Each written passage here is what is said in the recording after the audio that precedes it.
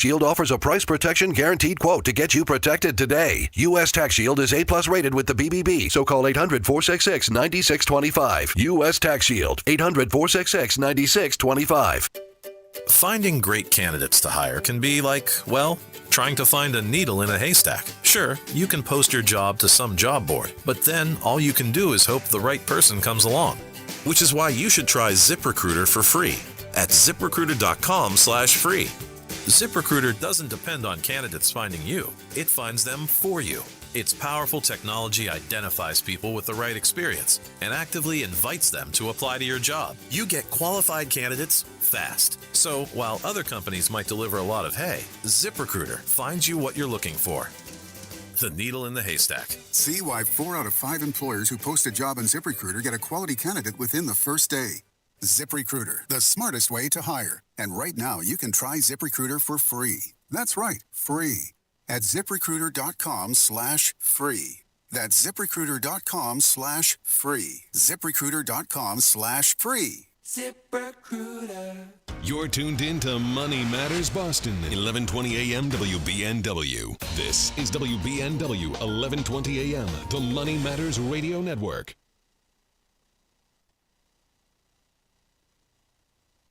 This is the Money Matters Radio Network, WBNW 1120 AM and W275CM FM. Concord, Boston, the Money Matters Radio Network. Our Senators Edward Markey and Elizabeth Warren and Representative Jake Auchincloss are standing up for radio listeners like us by supporting legislation to keep AM radio in cars. They know the value of local radio in times of emergency. Now it's time for Congress to finish the job and pass the AM Radio for Every Vehicle Act. Learn more at dependonam.com. This message furnished by the National Association of Broadcasters and this station. When a heart stops, the clock starts. You are the first responder until help arrives. In that moment, 4 minutes equals brain damage. 6 minutes equals too late in an emergency. The first responder is you. We need you. Will you be ready? Learn CPR. Visit heart.org/nation. That's heart.org/nation. Let's talk LDL. AKA bad cholesterol. The higher your LDL cholesterol, the higher your risk of a heart attack or stroke. Your health matters. Know your number. Talk to your doctor and get your cholesterol checked. And learn how to help lower your LDL bad cholesterol. Because your health is in your hands. Find out more at heart.org/LDL. As a busy mom, my to-do list is full. While we can't add more hours to the day, we do have a great resource to help. Go Red for Women has information to help you and your family live a healthier life. Visit goredforwomen.org/momlife today. When it comes to estate planning, many families focus on taxes, but understanding how your family will receive the assets you leave behind is just as important. Cushing & Dolan are experts in elder law and have a new guide out called How to Leave Assets to Beneficiaries. The guide explains decisions that may be problematic, such as adding a child as a joint donor on a real estate property, which could expose your assets to creditors or a possible divorce. You'll also learn how trusts can be used to help protect your assets and control when your beneficiaries receive their inheritance. Call 866-848-5699 right now and ask for your free guide called How to Leave Assets to Beneficiaries. That's 866-848-5699. Or request the guide online by visiting LegalExchangeShow.com. That's LegalExchangeShow.com. The proceeding was paid for and the views expressed are solely those of Cushing & Dolan. Cushing & Dolan and or Armstrong Advisory may contact you offering legal or investment services. Cushing & Dolan and Armstrong Advisory do not endorse each other and are not affiliated. Hi, this is Chuck and Mike from the Armstrong Advisory Group, and we've got a guide out this month titled Building Your Emergency Financial Binder.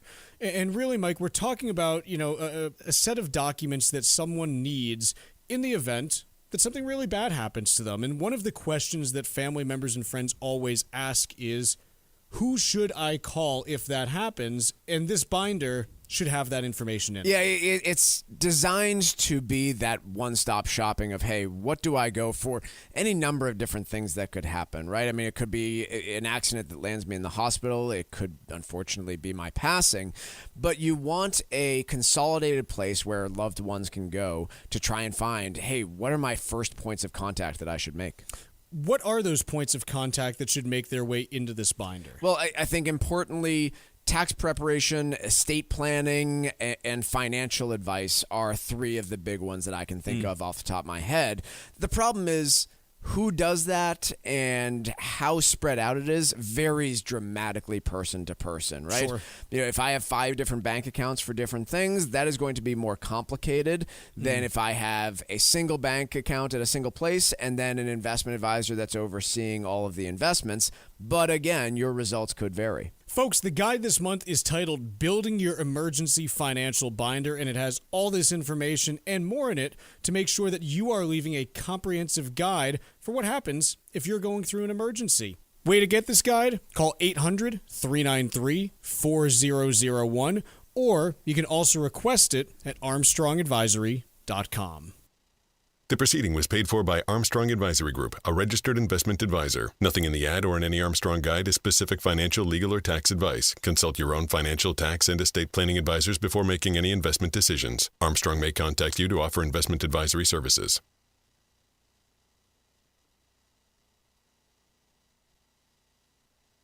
The Financial Exchange is produced by Money Matters Radio and is hosted by employees of the Armstrong Advisory Group, a registered investment advisor. All opinions expressed are solely those of the hosts, do not reflect the opinions of Armstrong Advisory or anyone else. Investments can lose money. This program does not offer any specific financial or investment advice. Please consult your own financial, tax, and estate planning advisors before making any investment decisions. Armstrong Advisory and the advertisers heard on this program do not endorse each other or their services. Armstrong and Money Matters Radio do not compensate each other for referrals and are not affiliated. This is the Financial Exchange with Mike Armstrong and Paul Lane. Your exclusive look at business and financial news affecting your day, your city, your world. Stay informed and up to date about economic and market trends, plus breaking business news every day. The Financial Exchange is a proud partner of the Disabled American Veterans Department of Massachusetts. Help us support our great American heroes by visiting dav5k.boston and making a donation today. This is the Financial Exchange with Mike Armstrong and Paul Lane. Good morning, happy Thursday. Welcome back to the Financial Exchange. I feel a bit like the camper from Wet Hot American Summer who's talking into a mic that all are unplugged. If you're watching on YouTube, you'll see here that I've got an unplugged, a snipped cord on my mic, but apparently it's still working because you can all hear me this morning. Yeah, so I had a mini panic attack when I saw that cut wire, but it turns out just for your microphone light. So the microphone does work. For the reference, confirmed. A mini panic attack for Tucker is a full-on heart attack for everybody else listening. That is quite accurate. It's Mike, Paul, and Tucker with you here on a Thursday. We've got markets reacting to President Trump's address last night to the nation on the state of the war in Iran. We've got weekly jobless claims that came out this morning. We've got another private credit company getting walloped with redemption requests. But in terms of what's moving markets this morning, Paul, it's clearly the president's address last night and perhaps a little bit of rebound from the last 2 days of trading, which we're all trading on just hell-bent optimism, I think is the way that I would put it. But to recap here, you had equity markets on Tuesday surging up more than 2.5% from the S&P 500. Wednesday, you saw an upward move again, though not to that severity. And today we are correcting on that front. And so before we get to the minutia of President Trump's speech and what he highlighted, I think we'll start off with how markets are reacting. First would be oil prices, which are shooting up this morning. You've got West Texas crude up 11% to $111 per barrel. The Brent crude is up to $108 a barrel. You have gold prices and silver prices moving down. Bond yields were surging in the morning, but they've calmed way down. The 10-year Treasury is now 4.315%, actually down slightly for the day. And as has been the case recently, when oil prices shoot up, stock prices move down. So we've got the S&P 500 off 54 points, or 0.8%. NASDAQ off 246, 1.1%, and the Dow Jones Industrial Average off 468 points, 1% for the morning as well. Those were all worse in pre-market trading. They've calmed down a little bit, but let's get to that address from last night and what investors seem to be focusing in on, because ultimately the president was attempting to deliver a message of, hey, we are going to wind this thing down.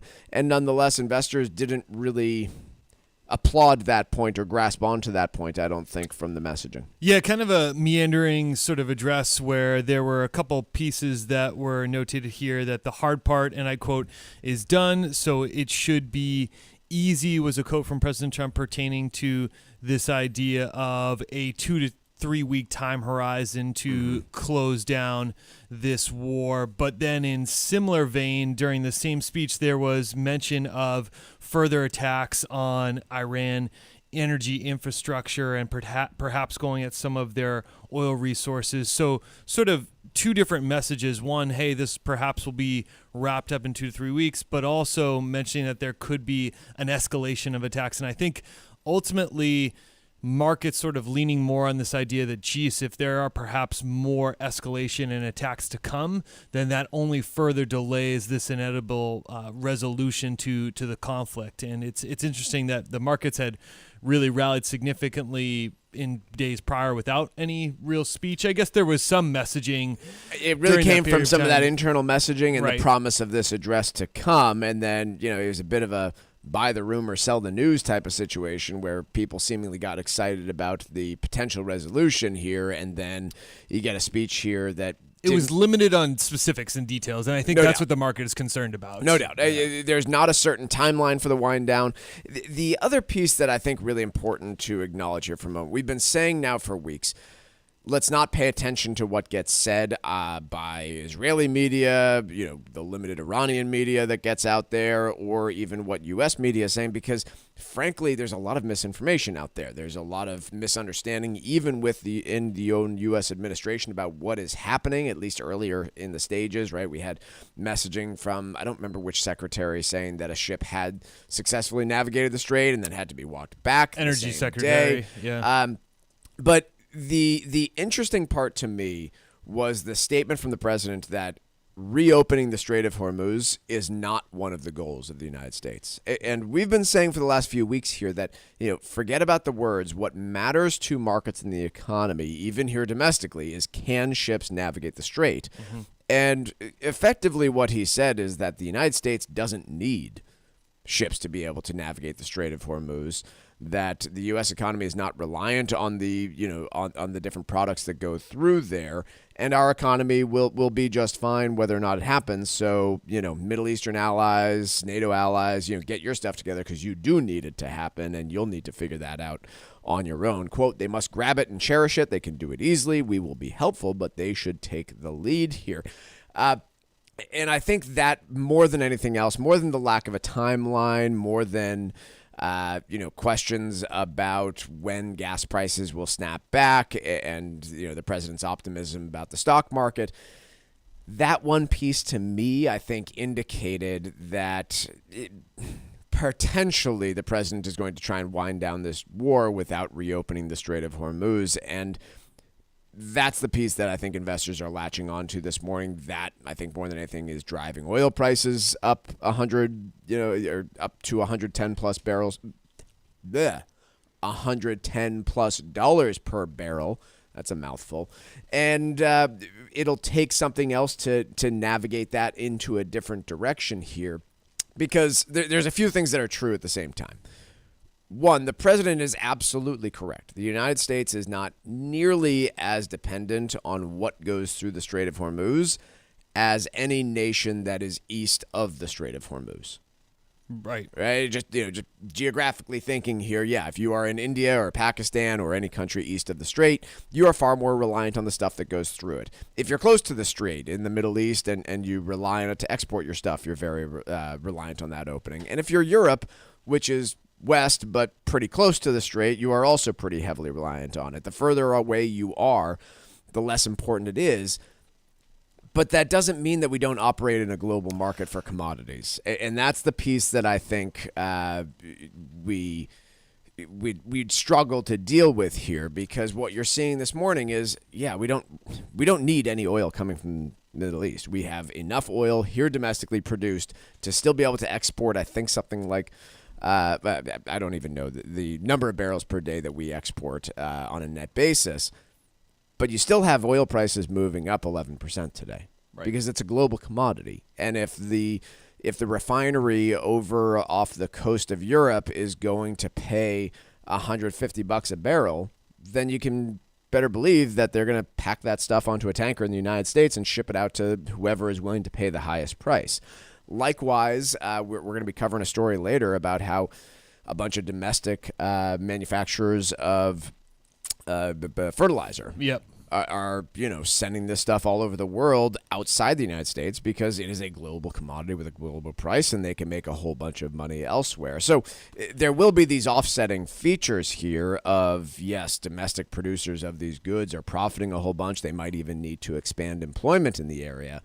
But is that enough to offset what would happen if gas prices remained at $4 plus a gallon for the year, if diesel prices shot up to $6 a gallon, and if, all sorts of other commodities either went up in price dramatically, or, the piece that I still think we are underestimating the possibility of is what happens if manufacturing hubs in places like Vietnam and other parts of Asia get taken offline for periods of time because of the lack of infrastructure. Like, we might want to manufacture more stuff here today, but the fact of the matter is, on the ground is not there. We don't. Yeah. and so that's the piece that I think is being ignored by all this. No, we're not reliant on the oil coming from the Middle East as much as we used to, but it's a global commodity with a global price. Yeah, I think that's a great point that you bring up, and it was a subject that we discussed in the show yesterday, Mark and I, because a texter had reached out with that exact same question, and perhaps many Americans are thinking this: hey, why should I care about the Strait of Hormuz? We are net exporters of oil and gas, and so we won't be as impacted by it. But you did a good job of sort of outlining it is a global commodity, so it does have impact to us domestically, even though we are a net exporter, because we will export to other countries that will pay greater than what we would pay for it. And then the trickle-down effects, yes, perhaps some fertilizer companies benefit from the surge of demand for their exports, and maybe the same applies for Exxon and Chevron, domestic companies here as well. To me, and Mark and I were saying this yesterday, that doesn't do enough to offset the fact that Joe Schmo is paying $4 a gallon, and all of a sudden the consumer discretionary expenses of that individual multiplied across 100 million households throughout the country, it doesn't do enough to offset that. And then you have just some companies that are going to be negatively impacted on the other side of things here. If you look at airline stocks today, cruise stocks today, companies, trucking stocks are example too, companies that rely on the global commodity of energy, of oil and gas for their businesses, their margins get compressed, so that's a negative impact. And then you have the consumer spending side that I mentioned as well. Those impacts outweigh anything that would be benefited on the corporation side, a few corporations selling more or perhaps employing more folks. Let's take a quick break here. When we come back, I do want to jump into that story about fertilizer. It is a really interesting one, especially for those of us in the Northeast who are not really exposed at all to agriculture. Quick break. When we come back, we're talking fertilizer on the Financial Exchange. Follow the Financial Exchange on Instagram for market insight, clips, reels, and daily money talk. This is the Financial Exchange Radio Network. When it comes to estate planning, many families focus on taxes, but understanding how your family will receive the assets you leave behind is just as important. Cushing & Dolan are experts in elder law and have a new guide out called How to Leave Assets to Beneficiaries. The guide explains decisions that may be problematic, such as adding a child as a joint donor on a real estate property, which could expose your assets to creditors or a possible divorce. You'll also learn how trusts can be used to help protect your assets and control when your beneficiaries receive their inheritance. Call 866-848-5699 right now and ask for your free guide called How to Leave Assets to Beneficiaries. That's 866-848-5699. or request the guide online by visiting LegalExchangeShow.com. That's LegalExchangeShow.com. The proceeding was paid for and the views expressed are solely those of Cushing & Dolan. Cushing & Dolan and or Armstrong Advisory may contact you offering legal or investment services. Cushing & Dolan and Armstrong Advisory do not endorse each other and are not affiliated. Organization can make a big difference when life takes an unexpected turn. Hi, this is Mike Armstrong from the Armstrong Advisory Group. Having your most important information all in one place may help the people you trust handle critical financial or legal decisions if a crisis occurs. We've written a new guide called Building Your Emergency Financial Binder. In it, we offer strategies that can help you coordinate the most vital details of your life, including key contacts, legal documents, and property information. Our goal is to provide you with a clear plan for the people you trust if they ever need to help manage a life-altering situation. Call 800-393-4001 right now and ask for your free guide called Building Your Emergency Financial Binder. That's 800-393-4001, or you can request it online at armstrongadvisory.com. The proceeding was paid for by Armstrong Advisory Group, a registered investment advisor. Nothing in the ad or in any Armstrong guide is specific financial, legal, or tax advice. Consult your own financial, tax, and estate planning advisors before making any investment decisions. Armstrong may contact you to offer investment advisory services. It happens all over Massachusetts. Can you tie my shoes? In every home and every community. Be careful on your bike. Learning can happen anytime, anywhere. We'll see you at practice this weekend. And no matter how learning takes place in your family's life, DESE is there as your partner. The Massachusetts Department of Elementary and Secondary Education. Never stop learning. Find out more at mass.gov/back-to-school. Sponsored by the Massachusetts Department for Elementary and Secondary Education. Our Senators Edward Markey and Elizabeth Warren and Representative Jake Auchincloss are standing up for radio listeners like us by supporting legislation to keep AM radio in cars. They know the value of local radio in times of emergency. Now it's time for Congress to finish the job and pass the AM Radio for Every Vehicle Act. Learn more at dependonam.com. This message furnished by the National Association of Broadcasters and this station. Environmental nonprofit Ocean River Institute is working with communities to tackle climate change with nature-based solutions that feature slowing water down and building more soil with grasses and plants. Research indicates that people acting in their own neighborhoods can build an inch of soil in a year and slow sea level rise down by as much as 25%. Please visit oceanriver.org for more information on opportunities to make a difference and go the distance for savvy stewardship of a greener and bluer planet Earth. Here at the Massachusetts Department of Elementary and Secondary Education, we are committed to all students not only attending, but succeeding at school. Your presence is powerful. Share why you attend at doe.mass.edu. Sponsored by the Massachusetts Department of Elementary and Secondary Education.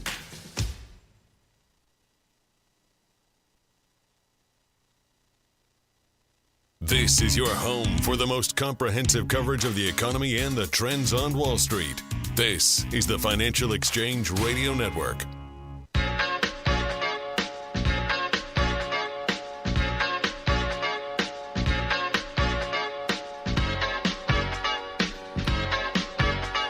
Well, if you're looking for the winners out there in the war in Iran, it's U.S. fertilizer producers. They're looking at a pretty big windfall, or even just the traders of it. The U.S. managed to import a whole bunch of fertilizer in the first quarter of the year. The country managed to import over 500,000 metric tons of diammonium phosphate, the most common type of phosphate fertilizer, January through March. Good old diammonium phosphate. You got that? You want to try that 5 times fast? Oh, yeah, that common fertilizer. But once again, it's now finding American farmers on kind of the wrong side of a trade here, as the importers of all of this fertilizer are finding that they can toss it on ships, send it to India, and get a pretty nice price for it.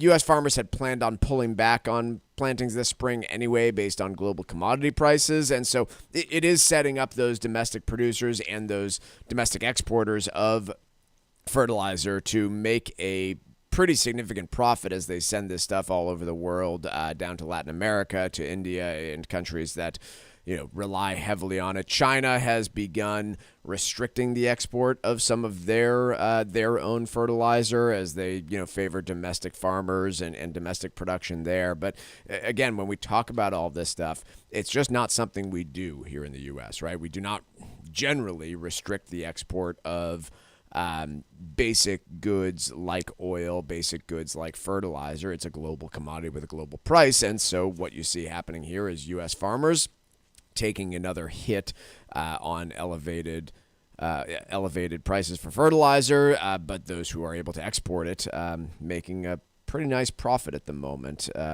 for that stuff they can get on ships and get out of the U.S. Yeah, it's been interesting with everything that's gone on in the commodity market over the course of the last six months or so. You just really continue to learn, for someone who doesn't follow fertilizer markets that closely, how global not that closely at all, how global it's such a global economy. Like I continue to have that takeaway amongst everything with the Strait of Hormuz and issues like this in fertilizer trade or other commodities, whether it be soybeans or others. It is just truly a very intertwined global economy that we have.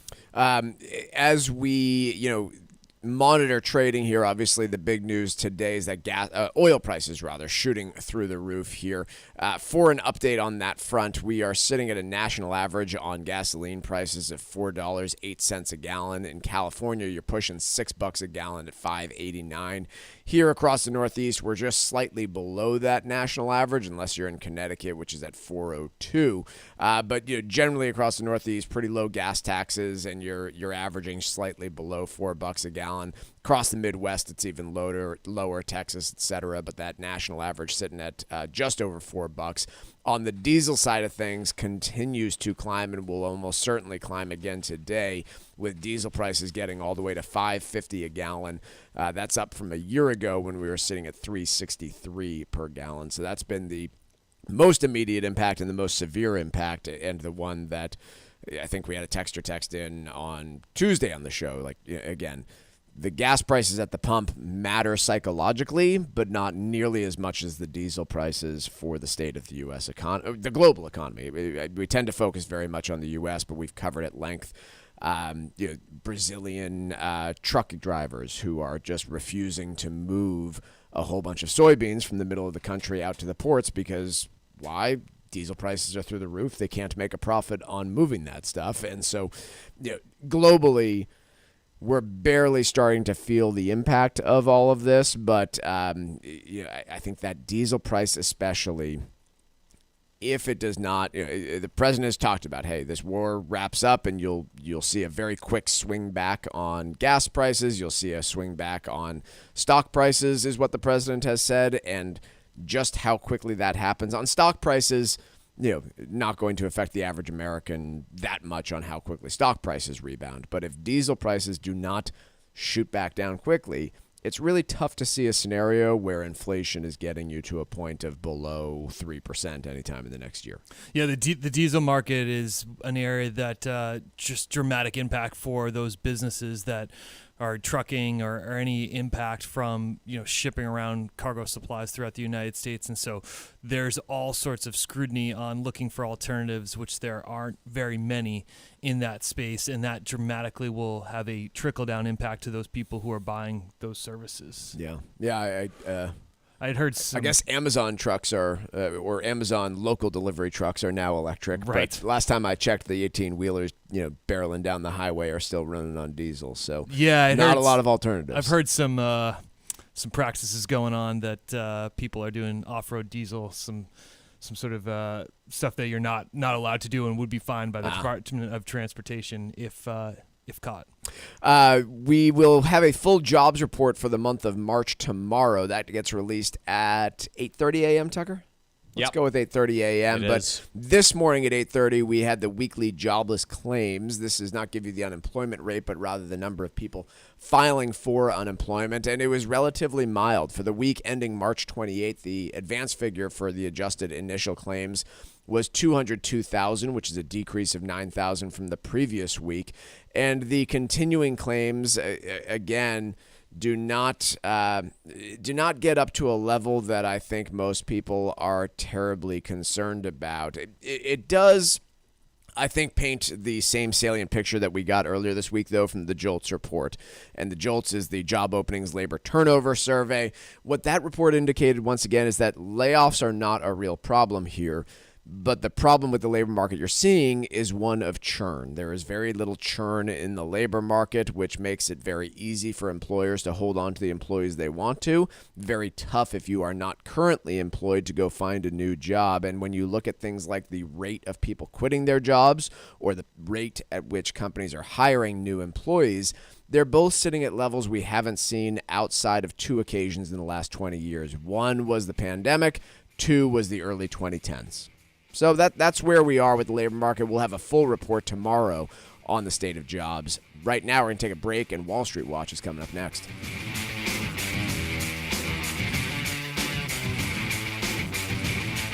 Like us on Facebook and follow us on Twitter @TFE Show. Breaking business news is always first, right here on the Financial Exchange Radio Network. Our Senators Edward Markey and Elizabeth Warren and Representative Lori Trahan are standing up for radio listeners like us by supporting legislation to keep AM radio in cars. They know the value of local radio in times of emergency. Now it's time for Congress to finish the job and pass the AM Radio for Every Vehicle Act. Learn more at dependonam.com. This message furnished by the National Association of Broadcasters and this station.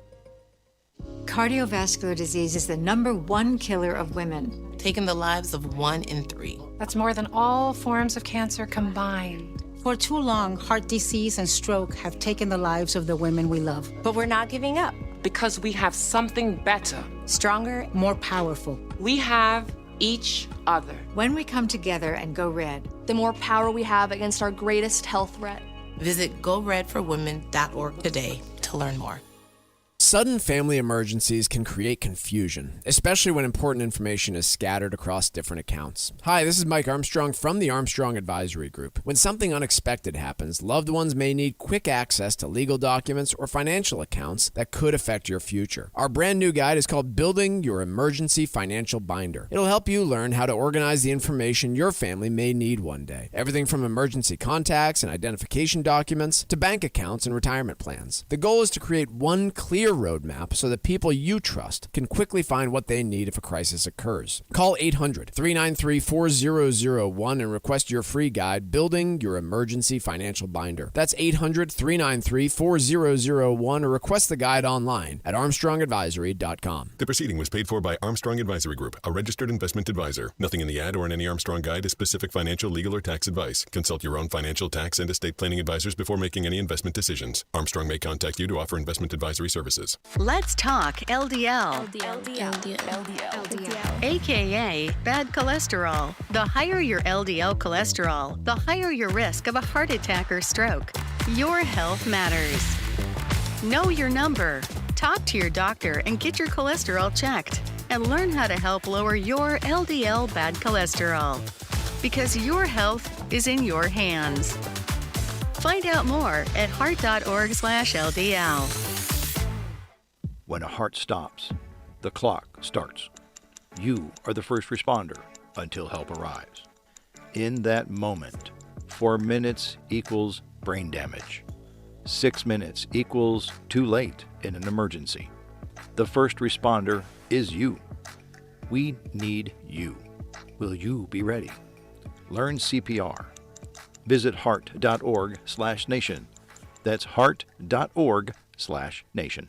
This is Tucker Silva of the Financial Exchange Show, and I'm joined today by estate planning attorney Todd Lutzke from the law firm of Cushing & Dolan with your Financial Exchange quick tip of the day. And today we're talking about your brand new guide, Todd, how to leave assets to your beneficiaries. Todd, how can you ensure that your kids' inheritance can be protected from future divorces? Well, estate planning, as you know, does things like avoid probate, protect assets from nursing homes, and reduce taxes. But you know what? The family behind the estate plan can be more important. And so the trusts live on after you die, and you can have language in there that divides the assets to the children, but doesn't just pay it out, right? It holds it in trust for them and allows them to be trustee, but just not take it. In order to get it, they have an independent trustee that can say yes or no. And that way, by not owning the asset, if they get divorced down the line after you're dead and the other side says, hey, I want half of what's in that trust, you're going to say, that's great, but you have to ask the independent trustee. So it's now not going to be available to you. And more than just the ability to say no, it's the fact that you don't own it. So if you don't own it, it's not a marital asset to begin with, so it should not be even subject to the divorce. So learning how your trust works after you die can oftentimes be more important than when you're living, and it does more for you after you die than when you're living sometimes. The estate planning experts at Cushing & Dolan have been helping families like yours for more than 30 years, and they've written a brand new guide called How to Leave Assets to Your Beneficiaries. To get your free copy of this comprehensive guide that will help you determine the best way to leave assets to your family, simply call 866-848-5699. That's 866-848-5699, or you can request it from their website, legalexchangeshow.com. The proceeding was paid for, and the views expressed are solely those of Cushing & Dolan. Cushing & Dolan and or Armstrong Advisory may contact you offering legal or investment services. Cushing & Armstrong do not endorse each other and are not affiliated.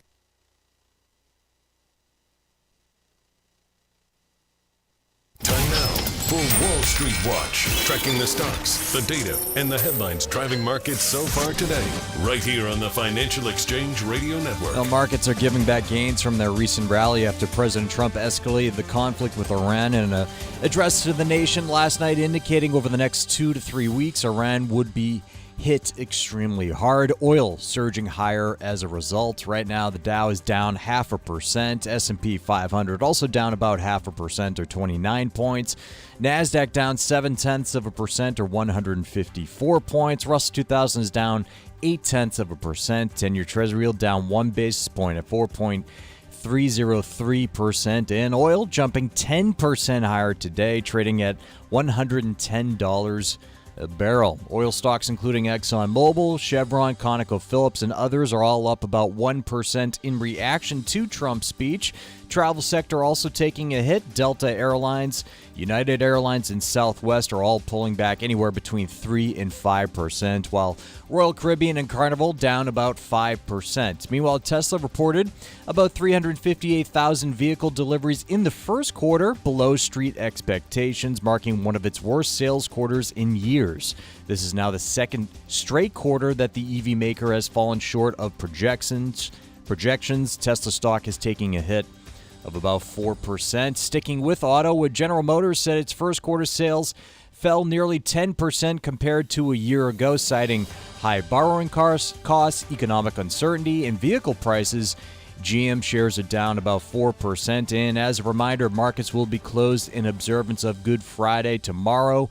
However, the March jobs report will still be released tomorrow morning at 8:30.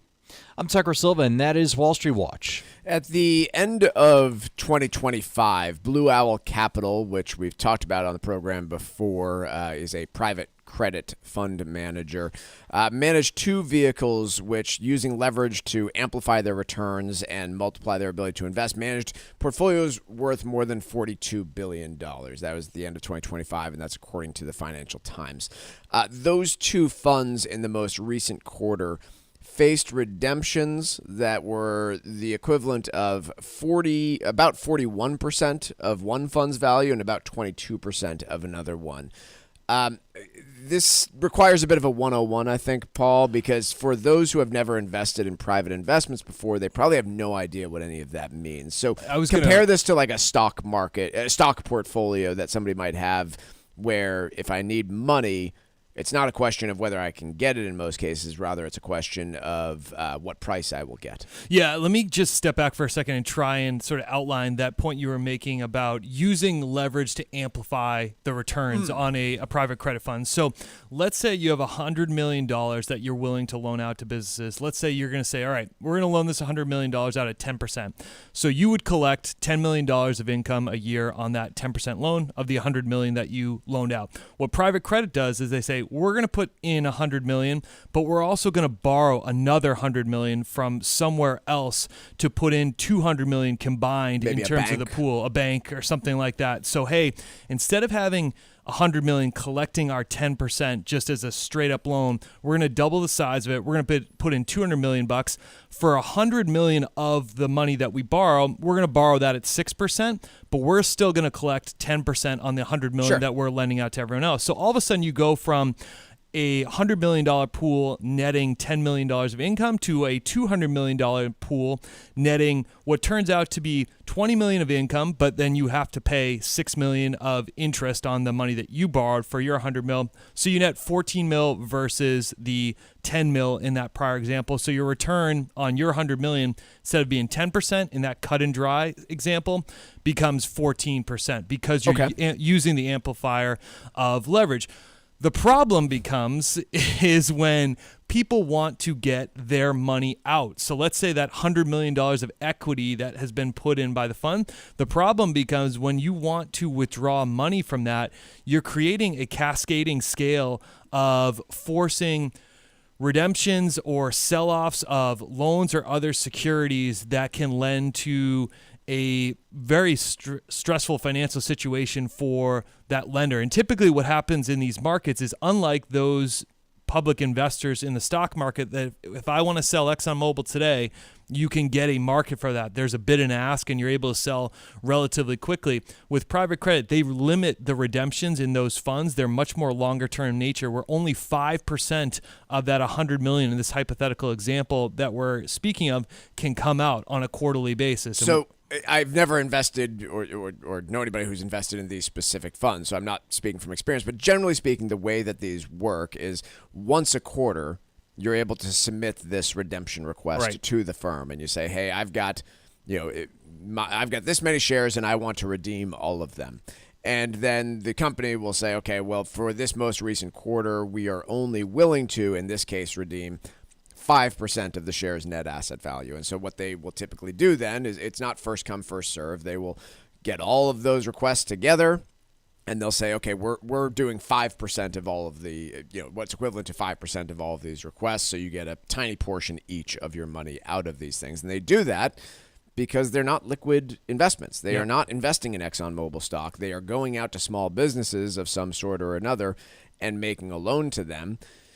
And while they may be able to go to that small business and say, "Hey, we're calling your loan, we want you to refinance it," there's a lot of them that might not be able to do so, or the terms of the loan may not dictate that they're able to call that loan back at that point in time. And so this is both typical and atypical of these types of funds. What is typical is limiting withdrawals. Very typical. What's atypical is investors of, for instance, the Blue Owl Technology Income Corp. Asking for 40% of the firm's $3 billion value. Right. So if maybe you thought that with all the distraction from the war in Iran, it was, taking away from the focus on, hey, what's going to happen with AI, and is it going to bankrupt a bunch of software companies? My answer would be, nope, that's not what's happening. We are clearly still seeing a lot of pressure on private credit funds, and we still don't have a real good sense for what it all means for the state of the market. I think that's the crucial piece here. That's always the biggest question that I come back to when we cover these stories is, should we care? Is this an issue that is concerning? Yes, we should monitor it, but typically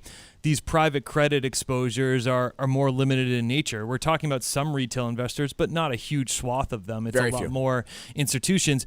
I think from a short to intermediate term, from a lending capacity, you could see a lot of banks, and you've already seen JP Morgan and others really scrutinize what are we really lending to these private credit entities that are out there, that funding could really dry up. It's always the focus on the banks. Yeah. Right? It's the focus remains on the banks to say, what happens if this all fails? Because as you pointed out, many of these private credit funds went to banks and said, we want a loan. Here is our collateral, give us $100 million so we can go make some riskier loans that you are not allowed to make. It's a kind of fun way to get around a lot of the restrictions from the Dodd-Frank Act of, no, we're not going to go lend this money to some small businesses. We're going to lend to some other business that's going to lend it out. But by all accounts, it is a lot smaller than what we were dealing with in mortgage-backed securities. And by all accounts, it's also what made that event so different is the lending that dried up after the crisis was to individuals. Mm-hmm. It made it so you, me, and everybody else really felt it. And that's not where this is coming from. Like, if this all turns out to be something similar, it was originated by a bunch of businesses that took out irresponsible loans, not individuals. And so then, therefore, what happens to the liquidity for the average consumer, for the average business, if this all does end up blowing up in our faces, which is not a foregone conclusion. To be clear, this isn't a situation where there is, fraud or wrongdoing. Well, okay, Tricolor. Sorry, in Blue Owl's case, at least. Sure. Well, I guess they had some exposure to Tricolor. Broadly speaking, there is some cockroaches, as Jamie Dimon says, but it served a purpose. Having this lending capacity did serve a purpose of picking up for the fact that banks weren't lending to these middle market businesses. If we're going to continue to make the 2008 comparison, there is not a compelling evidence of mortgage brokers going out there selling loans to people that they did not understand. For instance, a 30-year mortgage with a 2-year teaser rate that would suddenly balloon to payments in year 3 that would absolutely crush you, and then failing to verify any of the income of the individual, right? Like, that was what was happening in 2005. You could go get $1 million loan on $20,000 of income with a balloon payment starting in 5 years. And by the way, you didn't need to speak any English in order to sign on the dotted line, so you had no idea what you were getting. I don't think that's the case with companies that borrowed from private credit.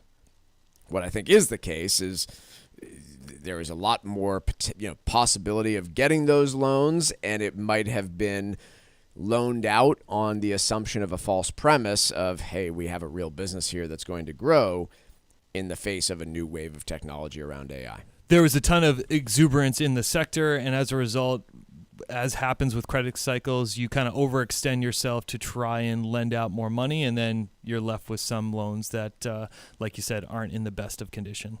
Let's take a quick break. When we come back here on the Financial Exchange, what the Fed cares about is what this war in Iran means for inflation and growth. They've acknowledged that in Jay Powell's speeches. We're going to be talking about the Fed next on the Financial Exchange. Missed a show?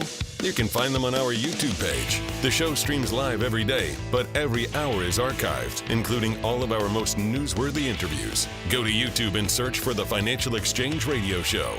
Organization can make a big difference when life takes an unexpected turn. Hi, this is Mike Armstrong from the Armstrong Advisory Group. Having your most important information all in one place may help the people you trust handle critical financial or legal decisions if a crisis occurs. We've written a new guide called Building Your Emergency Financial Binder. In it, we offer strategies that can help you coordinate the most vital details of your life, including key contacts, legal documents, and property information. Our goal is to provide you with a clear plan for the people you trust if they ever need to help manage a life-altering situation. Call 800-393-4001 right now and ask for your free guide called Building Your Emergency Financial Binder. That's 800-393-4001, or you can request it online at armstrongadvisory.com. The proceeding was paid for by Armstrong Advisory Group, a registered investment advisor. Nothing in the ad or in any Armstrong guide is specific financial, legal, or tax advice. Consult your own financial, tax, and estate planning advisors before making any investment decisions. Armstrong may contact you to offer investment advisory services.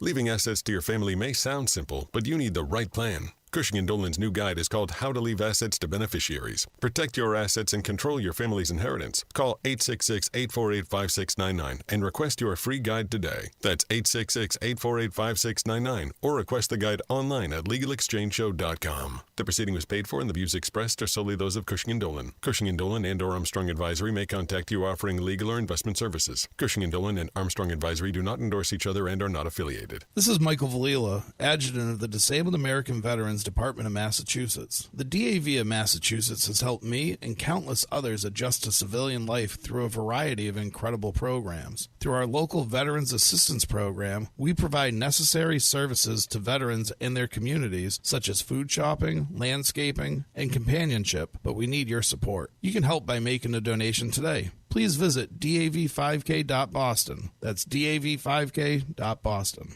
Sometimes we know what's next. Other times, it's impossible to know. Life can change in an instant. Don't be caught standing by the next time someone's heart stops. Knowing CPR gives you the ability to act and takes you from bystander to lifesaver. CPR is a life-saving skill. Join the nation of lifesavers today by learning CPR at heart.org/nation. National support for CPR education provided by Elevance Health Foundation.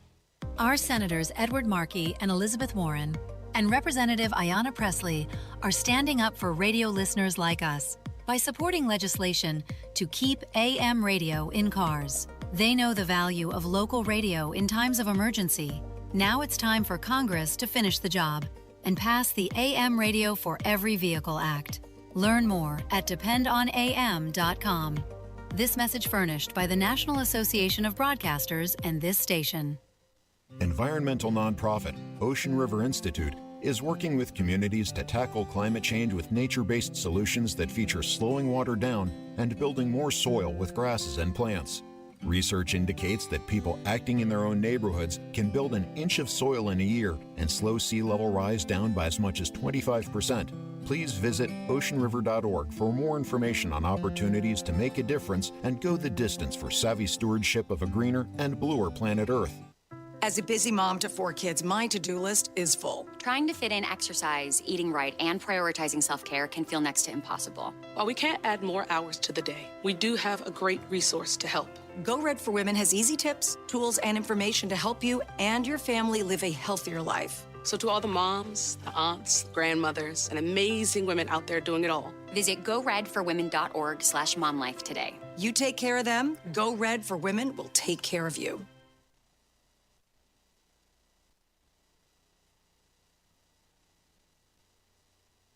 Markets move fast. Follow the Financial Exchange live on X so you never miss a story. This is the Financial Exchange Radio Network.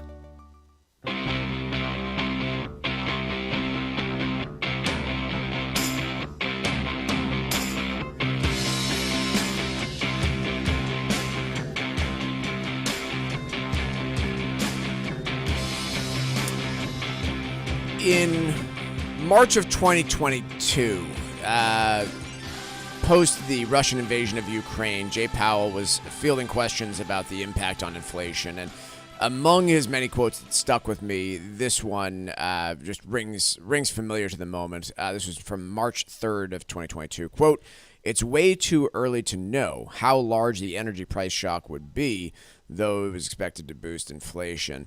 And of course, over the course of the next several months, Jay Powell was proven just how wrong or how dramatic the impact would be on inflation of the combined effects of COVID stimulus, shutdowns of supply chains that continued for 2 years, and the Russian invasion of Ukraine on not only the energy supply but the food supply globally. I'll remind people, like, gas prices got up to $5 a gallon during that period of time. The inflation then shot up, and we hit a high, not seen since the 1970s in June of 2022 of 9-ish%. And so naturally, right now, all sorts of global leaders are asking the same question of what is going to be the risk to inflation this time around. And the answer for the time being seems to be people more focused on the growth impact than the inflation impact. And I'll say that I do agree at the risk of repeating exactly what we did in 2022.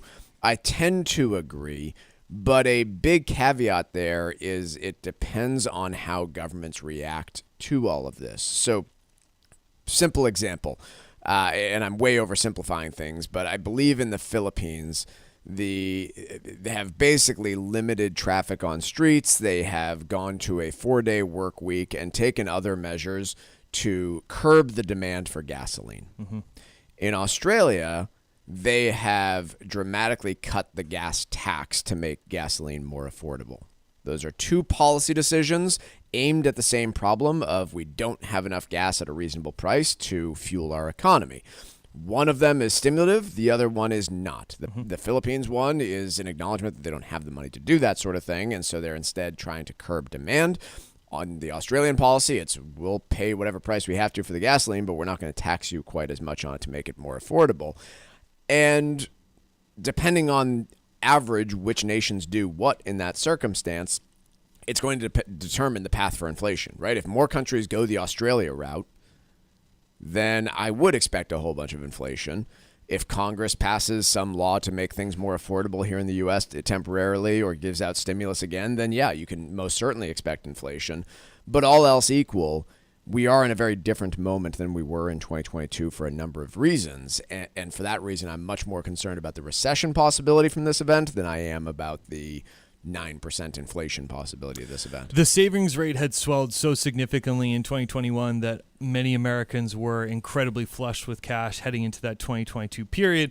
We all recall the investment that was made, whether because of what was previously low interest rates on renovations and all sorts of other types of expenditures. So when you had that combined with the surge in price and the demand still being there, that's why you saw inflation persist for as long as it did. We now look at a backdrop that is far different, where the savings are far in the rearview mirror. There's no real robust amount of savings here. And in fact, you could probably make the argument a little bit that you've seen credit card delinquencies and some payments on loan delinquencies for vehicles also get in arrears too. So the consumer's in a far different place. The labor market is much softer. I wasn't going to say in a worse place, but it was in a tremendous place in 21 and 22. Yep. So it's different dynamics, and that's what we are looking at, where inflation is, I agree with you, lesser concern. It's the economic slowdown that you're more concerned about. When it comes to leaving assets to your family, simplicity isn't always the best approach. Cushing & Dolan are experts in elder law, and their new guide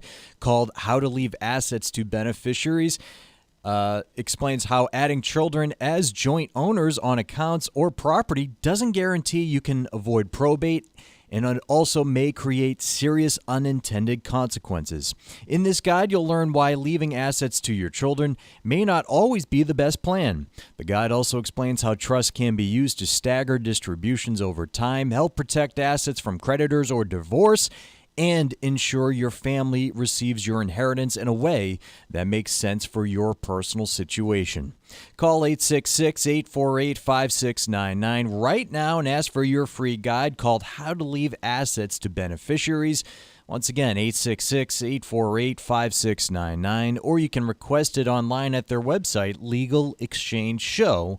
The proceeding was paid for, and the views expressed are solely those of Cushing & Dolan. Cushing & Dolan and/or Armstrong Advisory may contact you offering legal or investment services. Cushing and Armstrong do not endorse each other and are not affiliated. A first-of-its-kind law in the U.S. appears likely to pass in the state of Maine, where the Democrat-controlled House passed a bill on a floor vote that collected some Republican support as well. The bill would call for a ban on major new data center construction until November of 2027 so that the state can assess the impact of the development on environmental and electricity concerns that they have. As I mentioned, this would be the first in the nation type of ban on data center construction, and I think is an interesting indication of the backlash against this type of construction in local communities. Again, this isn't a local community law. This is a statewide law. But clearly we're seeing some of that backlash, and I do wonder how many states are going to follow suit here of maybe not banning it, but taking a pause here and trying to better understand what the impact is going to be on its citizens. This law is definitely going to set a precedent because you have states like New York and South Carolina, Oklahoma and Ohio, others that have sort of percolated around this similar idea. I have mixed feelings about this, where on one side you get it with the electricity concerns, but on the other side we need to develop these data centers for AI. Yeah, contrast this with China. Yes, exactly. That's exactly what came to mind. Yeah, there will be no vote on data center construction. There goes your home. You people move. We got to take a quick break. Markets have dramatically rebounded by the 11 o'clock hour. We'll have a full recap and more next on the Financial Exchange.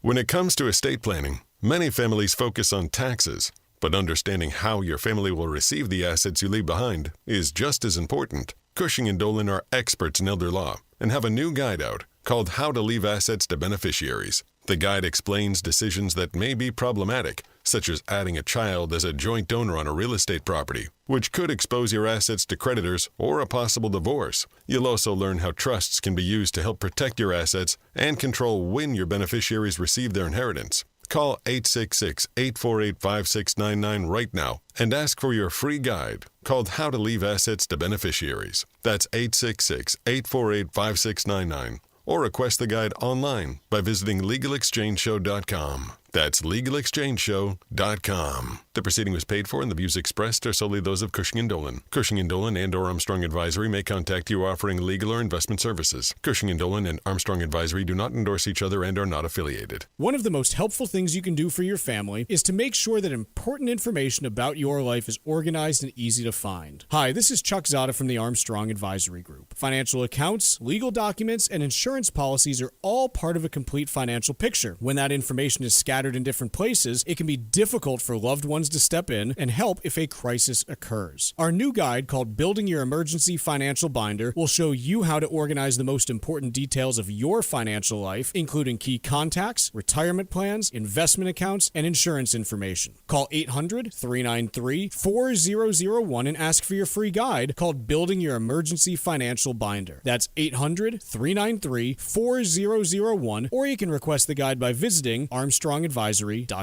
The proceeding was paid for by Armstrong Advisory Group, a registered investment advisor. Nothing in the ad or in any Armstrong guide is specific financial, legal, or tax advice. Consult your own financial, tax, and estate planning advisors before making any investment decisions. Armstrong may contact you to offer investment advisory services. Environmental nonprofit Ocean River Institute is working with communities to tackle climate change with nature-based solutions that feature slowing water down and building more soil with grasses and plants. Research indicates that people acting in their own neighborhoods can build an inch of soil in a year and slow sea level rise down by as much as 25%. Please visit oceanriver.org for more information on opportunities to make a difference and go the distance for savvy stewardship of a greener and bluer planet Earth. Our Senators Edward Markey and Elizabeth Warren and Representative William Keating are standing up for radio listeners like us by supporting legislation to keep AM radio in cars. They know the value of local radio in times of emergency. Now it's time for Congress to finish the job and pass the AM Radio for Every Vehicle Act. Learn more at dependonam.com. This message furnished by the National Association of Broadcasters and this station. This is the Money Matters Radio Network. WBNW 1120 AM and W275CM FM. Concord, Boston. The Money Matters Radio Network. When a heart stops, the clock starts. You are the first responder until help arrives. In that moment, 4 minutes equals brain damage. 6 minutes equals too late in an emergency. The first responder is you. We need you. Will you be ready? Learn CPR. Visit heart.org/nation. That's heart.org/nation. Sometimes we know what's next. Other times, it's impossible to know.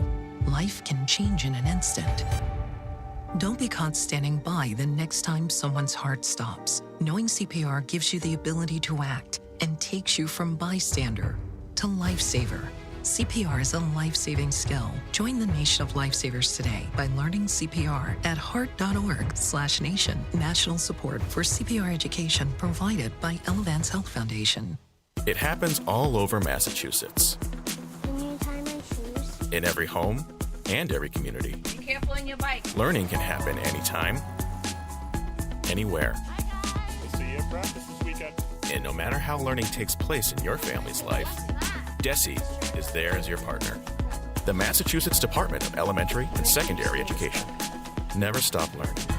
Find out more at mass.gov/back-to-school. Sponsored by the Massachusetts Department for Elementary and Secondary Education. Organization can make a big difference when life takes an unexpected turn. Hi, this is Mike Armstrong from the Armstrong Advisory Group. Having your most important information all in one place may help the people you trust handle critical financial or legal decisions if a crisis occurs. We've written a new guide called Building Your Emergency Financial Binder. In it, we offer strategies that can help you coordinate the most vital details of your life, including key contacts, legal documents, and property information information. Our goal is to provide you with a clear plan for the people you trust if they ever need to help manage a life-altering situation. Call 800-393-4001 right now and ask for your free guide called Building Your Emergency Financial Binder. That's 800-393-4001, or you can request it online at armstrongadvisory.com. The proceeding was paid for by Armstrong Advisory Group, a registered investment advisor. Nothing in the ad or in any Armstrong guide is specific financial, legal, or tax advice. Consult your own financial, tax, and estate planning advisors before making any investment decisions. Armstrong may contact you to offer investment advisory services. This is Michael Valila, Adjutant of the Disabled American Veterans Department of Massachusetts. We focus on the people returning from service, not their specific illness or injury. Our number one goal is to make sure our veterans have the necessary services they need, be it physical, emotional, or financial, so that their transition can be seamless. You can help our great American heroes as well by making a donation today by visiting dav5k.boston. That's dav5k.boston. This is Tucker Silva of the Financial Exchange Show, and I'm joined today by estate planning attorney Todd Lutzke from the law firm of Cushing & Dolan with your Financial Exchange quick tip of the day. And today we're talking about your brand new guide, Todd, how to leave assets to your beneficiaries. Todd, why can't you just add your kids to your accounts or to your house deed? Well, you can. It's just not a good idea. So people who do that understand with an account, right, you can put a joint name on the account. Now, that doesn't actually complete the gift because you actually have to take the money out and then the gift is complete. But when you set it up, yeah, the asset would avoid probate. But if something happens to the child, it's going to be, available. Half the asset would be subject to the children's creditor. So you don't want that. And secondly, if you only put one kid on the deed, you've likely disinherited the other kids. So it's not really good planning overall. Whereas if you put the house in the kid's name, now you've actually made a completed gift of half the house and would need to file a gift tax return, number one. Number two, of course, it's exposed to the child's creditors and, yes, divorces. You could find yourself at some point owning half your house with an ex-in-law. Not sure that's a good way to plan. So please, put together trusts. Don't just throw names on deeds or on bank accounts because, as I always like to say, nothing good comes from giving assets away while you're living. The estate planning experts at Cushing & Dolan have been helping families like yours for more than 30 years, and they've written a brand new guide called How to Leave Assets to Your Beneficiaries. To get your free copy of this comprehensive guide that will help you determine the best way to leave assets to your family, simply call 866-848-5699.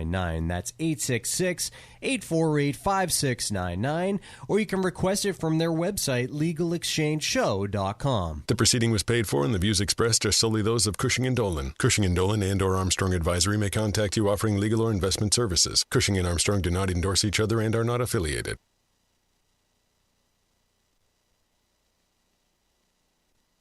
The Financial Exchange is produced by Money Matters Radio and is hosted by employees of the Armstrong Advisory Group, a registered investment advisor. All opinions expressed are solely those of the hosts, do not reflect the opinions of Armstrong Advisory or anyone else. Investments can lose money. This program does not offer any specific financial or investment advice. Please consult your own financial, tax, and estate planning advisors before making any investment decisions. Armstrong Advisory and the advertisers heard on this program do not endorse each other or their services. Armstrong and Money Matters Radio do not compensate each other for referrals and are not affiliated. This is the Financial Exchange with Mike Armstrong and Paul Lane. Your exclusive look at business and financial news affecting your day, your city, your world. Stay informed and up to date about economic and market trends, plus breaking business news every day. The Financial Exchange is a proud partner of the Disabled American Veterans Department of Massachusetts. Help us support our great American heroes by visiting dav5k.boston and making a donation today. This is the Financial Exchange with Mike Armstrong and Paul Lane. Well, markets have turned as we head into the 11 o'clock hour here. We started the day with futures off about a 1.5% on the S&P 500. They've since rebounded to almost flat. They did turn positive briefly As we speak, we've got the Dow off 74 points, a little bit more than 0.1%. S&P down 5 points, about 0.1%, and the NASDAQ down 30 points, a little bit more than 0.1% here. Oil continues to be the move of the day. It was up 11%, now up about 8.8%, reacting to President Trump's address to the nation last night on the state of the war in Iran. Highlights, in my opinion, from that speech were, a focus on the next couple of weeks being a very heavy action set of weeks. And then I don't think it was an offhand comment. I think it was a very deliberate comment about the president's view on the Strait of Hormuz, the lack of necessity for the United States economy to have traffic flowing there, which I think is up for debate, and the call on other nations to work to reopen the strait and find some means of doing so. The scenarios there, though, are just a big question to me. Right? I at the moment, Iran continues to have the ability, clearly, to threaten traffic enough to prevent ships from navigating the strait. They've also, on a very extremely limited basis, had enough influence to collect effectively bribes or tolls from ships that do want to navigate the strait.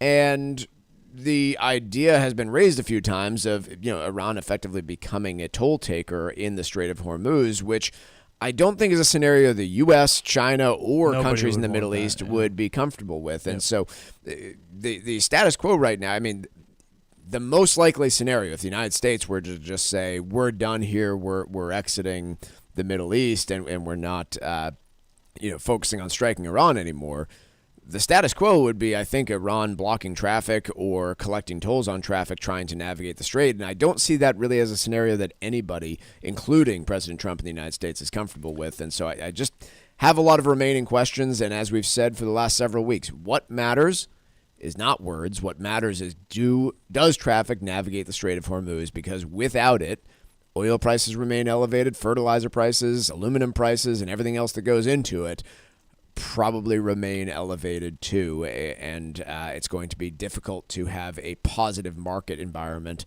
with that ongoing. But some optimism over the course of this week as we head into the second quarter about what could ultimately happen in Iran and the Middle East and the Strait of Hormuz. Stunning the turnaround that we've seen in the short opening of trading in the last hour and a half, where we opened down over 1%, and now we sit, relatively flat on the day. Yeah. Other news of the week, we've had a number of key data points come out this week. We had the JOLTS report on Tuesday, the job openings labor turnover survey. Not an immense change there, and it was all measuring data from prior to the events in Iran. It was measuring data from February.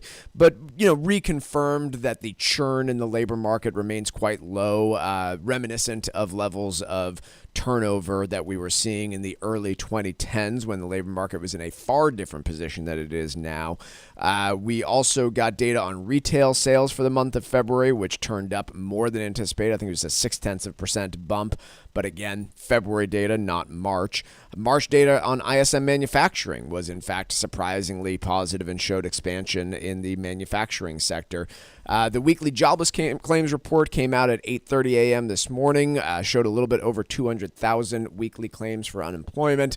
Not a concerning level there. And then tomorrow, we will have the all-important unemployment report and jobs report, where the BLS tells us not only what was the pace of hiring for the month of March, but what do they estimate the unemployment rate to be for the month of March. So some pretty key data points, but none of them so far, I think, have been dramatic enough to rattle markets much. If any were going to, it would be tomorrow's jobs report, in my opinion. That is the one that gets the most attention, and frankly is the data point that the Fed probably cares most about when it comes to the pace of the labor market, which is that rate of unemployment that has been slowly turning back up over the course of the last 6 months.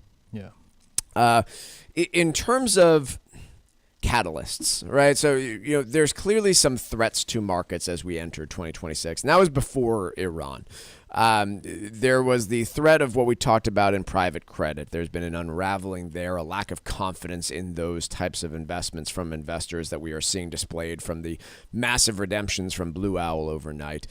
We have the general looming concern about AI that is morphing into different ideas. It started off with, are these companies really worth what we think they are? Has now morphed more into what companies are going to be disrupted or made extinct by AI. And then most recently, we have the threat of a commodity price shock from the war in Iran.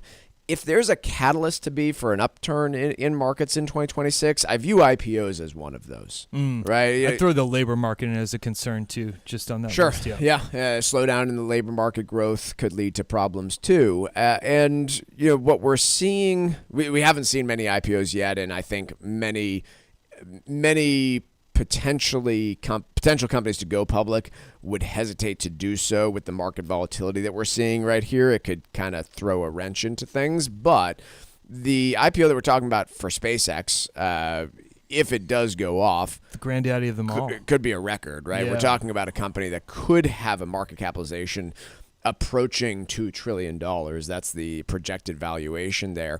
And then there's a bunch of other smaller companies that still could have a lot of market impact because of the excitement around them, right? If you're concerned about AI disrupting a whole bunch of companies, then it stands to logic that you might get a little bit excited about a little-known company called OpenAI or Anthropic that has talked about maybe going public in 2026 or 2027. And so obviously both of us get asked all the time, like, what's the downside? What is making investors nervous? I think that part is clear. I always like to look at, okay, what could resolve those concerns? One of them would be some acceptable conclusion to the war in Iran that results in traffic flowing again, and I don't think any of us know what that looks like. Another one would be a bunch of investor excitement about newly public companies that are doing new and interesting things that you currently can't really invest in. I wonder if it's just the war in Iran's the only one. Like, I read something yesterday that we covered on the show that it's a single variable market where it just seems like every single day we get up and look in the market and all that is discussed or cared about is whether oil flows through the strait. And maybe it's too much prisoner of the moment to say that, but it feels like at this point in time for the next 4 or 6 weeks, that seems like the only focus. I agree. I do think it is a single variable market for the moment. But I don't think it's fair to say that if it resolved itself, everything looks hunky-dory. No. I think that's the piece that we have to keep in mind is there were some looming issues out there that we were talking about that were pressuring markets prior to all this, right? Microsoft isn't down. What's Microsoft? 25%. I want to 25 to 30%, I would say, year to date. Yeah, let's take a quick peek so we can call it right. Yeah, Microsoft is not down 22% today because of the war in Iran. Year to date. Yeah. They are down, by the way, 28% over the last 6 months. NVIDIA, right? NVIDIA hasn't lost 6.5% this year because of the war in Iran. Right. That is not what's driving those companies. And so there's clearly some underlying fundamentals going on with other areas of the market that don't involve Iran. But for the moment, I'm with you. The only thing that's going to take up any oxygen in the room is the war in Iran, and probably more important than the facts of the war is the traffic that will or will not navigate the Strait of Hormuz. Yeah, I wish we could go back to talking about Microsoft and NVIDIA. A little fatigue here, but we carry on. Let's take a quick break here then, and when we come back, we're playing a little bit of trivia here next on the Financial Exchange. Smart financial talk whenever you want. Find the Financial Exchange on YouTube. Hit that subscribe button and keep up to date on daily business news from New England and around the country. This is the Financial Exchange Radio Network. Sudden family emergencies can create confusion, especially when important information is scattered across different accounts. Hi, this is Mike Armstrong from the Armstrong Advisory Group. When something unexpected happens, loved ones may need quick access to legal documents or financial accounts that could affect your future. Our brand new guide is called Building Your Emergency Financial Binder. It'll help you learn how to organize the information your family may need one day. Everything from emergency contacts and identification documents to bank accounts and retirement plans. The goal is to create one clear roadmap so that people you trust can quickly find what they need if a crisis occurs. Call 800-393-4001 and request your free guide, Building Your Emergency Financial Binder. That's 800-393-4001 or request the guide online at armstrongadvisory.com. The proceeding was paid for by Armstrong Advisory Group, a registered investment advisor. Nothing in the ad or in any Armstrong guide is specific financial, legal, or tax advice. Consult your own financial, tax, and estate planning advisors before making any investment decisions. Armstrong may contact you to offer investment advisory services. When it comes to estate planning, many families focus on taxes, but understanding how your family will receive the assets you leave behind is just as important. Cushing & Dolan are experts in elder law and have a new guide out called How to Leave Assets to Beneficiaries. The guide explains decisions that may be problematic, such as adding a child as a joint donor on a real estate property, which could expose your assets to creditors or a possible divorce. You'll also learn how trusts can be used to help protect your assets and control when your beneficiaries receive their inheritance. Call 866-848-5699 right now and ask for your free guide called How to Leave Assets to Beneficiaries. That's 866-848-5699. Or request the guide online by visiting LegalExchangeShow.com. That's LegalExchangeShow.com. The proceeding was paid for and the views expressed are solely those of Cushing & Dolan. Cushing & Dolan and or Armstrong Advisory may contact you offering legal or investment services. Cushing & Dolan and Armstrong Advisory do not endorse each other and are not affiliated. Environmental nonprofit Ocean River Institute is working with communities to tackle climate change with nature-based solutions that feature slowing water down and building more soil with grasses and plants. Research indicates that people acting in their own neighborhoods can build an inch of soil in a year and slow sea level rise down by as much as 25%. Please visit oceanriver.org for more information on opportunities to make a difference and go the distance for savvy stewardship of a greener and bluer planet Earth. It happens all over Massachusetts. Can you tie my shoes? In every home and every community. Be careful on your bike. Learning can happen anytime, anywhere. We'll see you at practice this weekend. And no matter how learning takes place in your family's life, DESE is there as your partner. The Massachusetts Department of Elementary and Secondary Education. Never stop learning. Find out more at mass.gov/back-to-school. Sponsored by the Massachusetts Department for Elementary and Secondary Education. Here at the Massachusetts Department of Elementary and Secondary Education, we are committed to all students not only attending, but succeeding at school. Your presence is powerful. Share why you attend at doe.mass.edu. Sponsored by the Massachusetts Department of Elementary and Secondary Education. Our Senators Edward Markey and Elizabeth Warren and Representative Stephen Lynch are standing up for radio listeners like us by supporting legislation to keep AM radio in cars. They know the value of local radio in times of emergency. Now it's time for Congress to finish the job and pass the AM Radio for Every Vehicle Act. Learn more at dependonam.com. This message furnished by the National Association of Broadcasters and this station.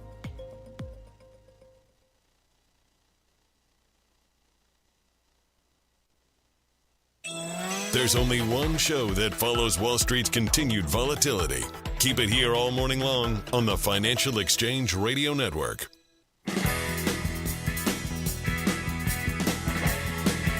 The Financial Exchange is incredibly proud to be a partner of the Disabled American Veterans Department of Massachusetts.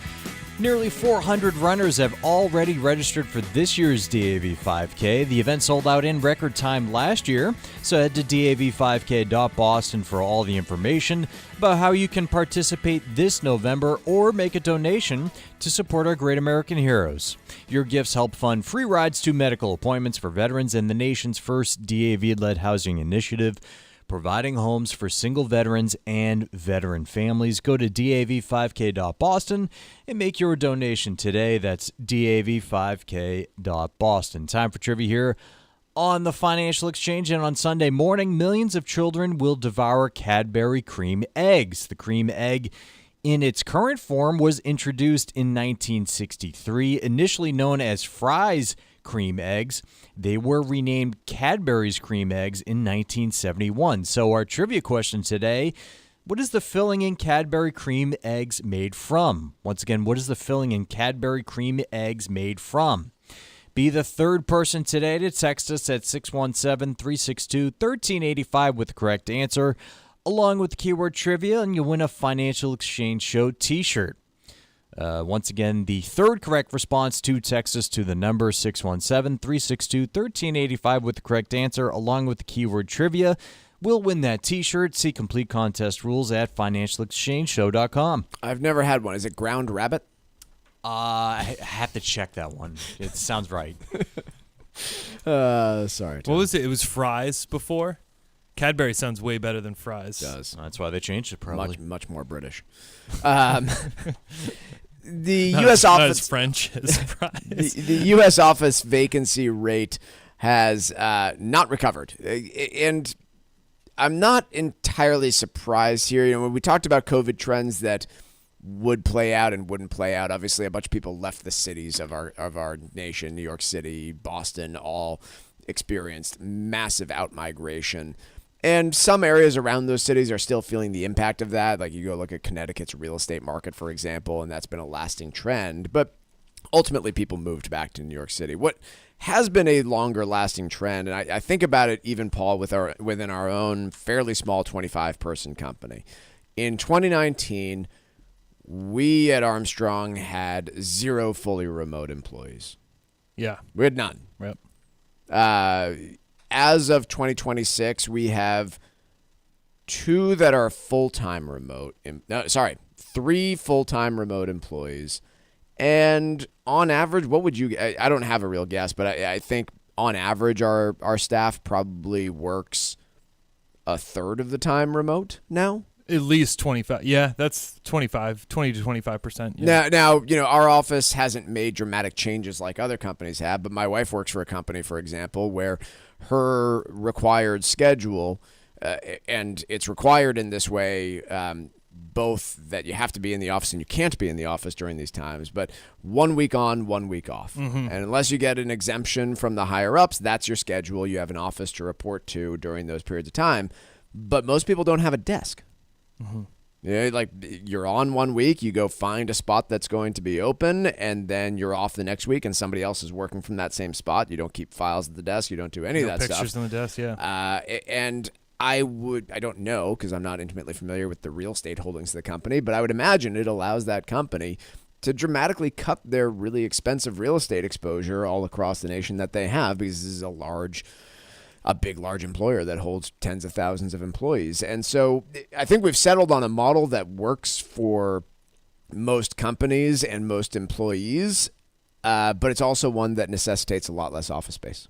It does, and all of a sudden you start to scrutinize, like you mentioned, those leases that you're up against. It seems like office space has taken the trend to where malls went eventually, which is, like, if you think of the right sizing. The Natick Mall now, which is nearby our location, is much more focused on experiential sort of shopping and less so just packing a bunch of stores in there. You hear it's more, not anchored by the Sears and Macy's anymore. Exactly. It's like, level 99, there's like a game place there. There is, there's all Dave sorts and of Buster's. There's a car dealership I've and heard repair. there's like the Patel's stuff I was telling you guys about on show, like that tennis. Yeah.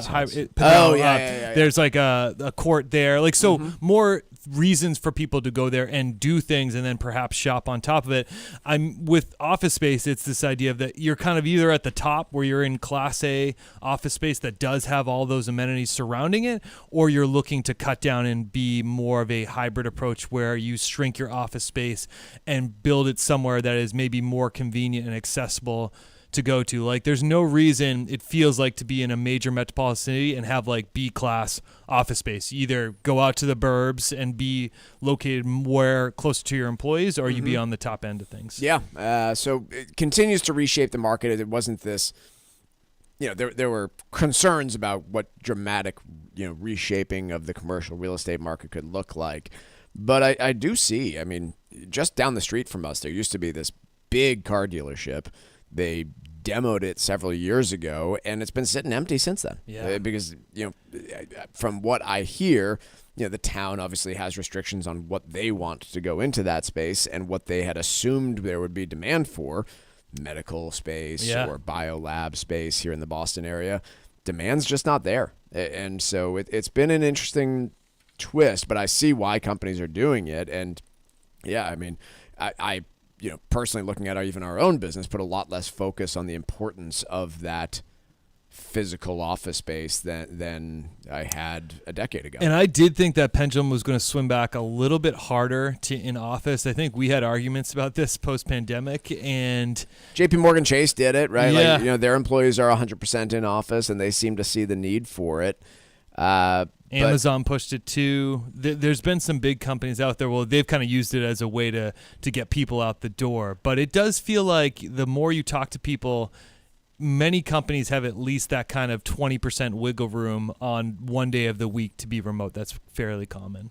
Nursing is the surefire new path to American prosperity. It seems hard to imagine that they're wrong about that, but when people are looking for that AI insulated job, they tend to be turning towards nursing. And, for some, it can mean dramatic increases in income, six-figure incomes, depending on where you're going, or if you're willing to be a traveling nurse, high six-figure incomes, and not high, but multi-six figures in some cases if you're willing to just relocate all over the place as a traveling nurse.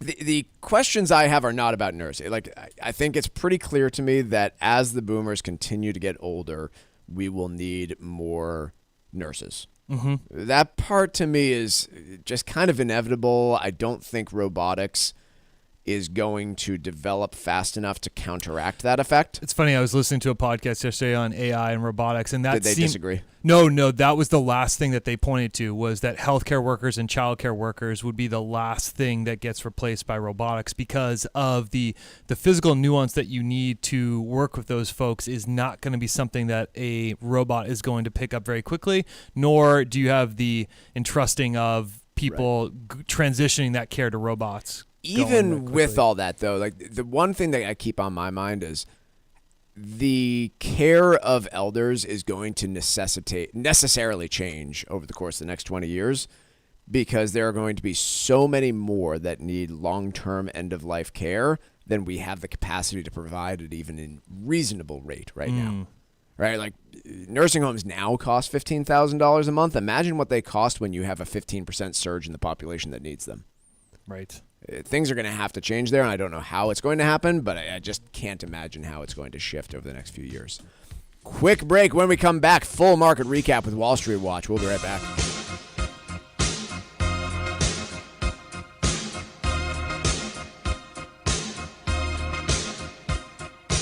Bringing the latest financial news straight to your radio every day. It's the Financial Exchange on the Financial Exchange Radio Network.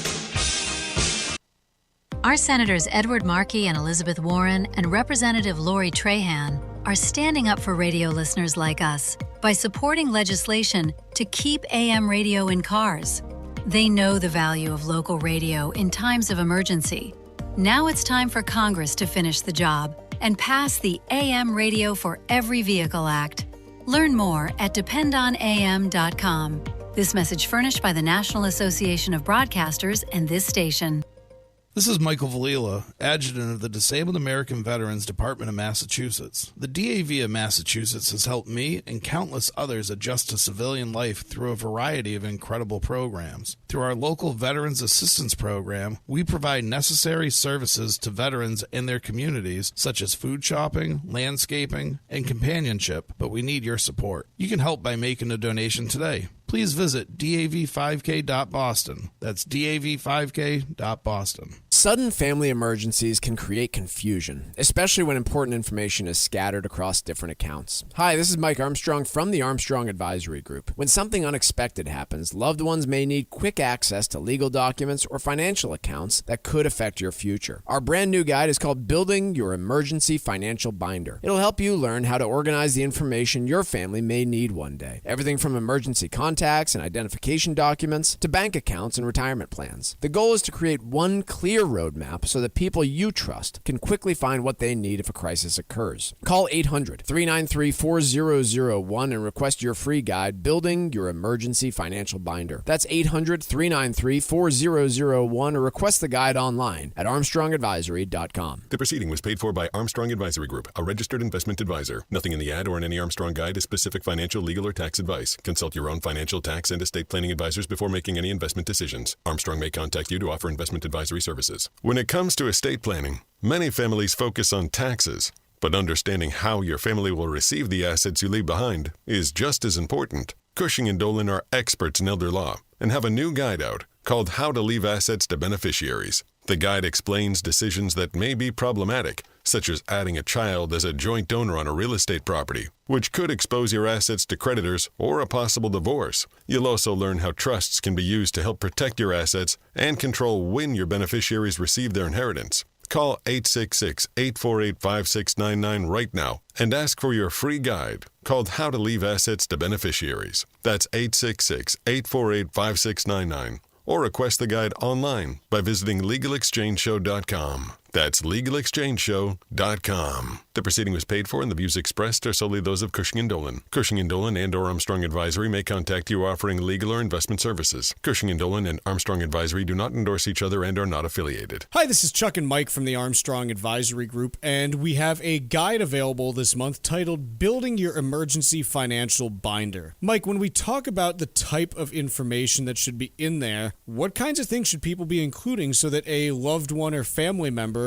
can help to keep their finances in order? Yeah, I think, on the financial side, it's what do I have and where is it? And how do I get access to it? Right, and so that can mean getting access to online passwords and things along those lines, but obviously how you share this stuff is extremely sensitive given the threat to being breached down the road. And so mainly it is, though, what is the snapshot of my financial, health, and legal life, and how do I format it in a way that people can actually interpret it?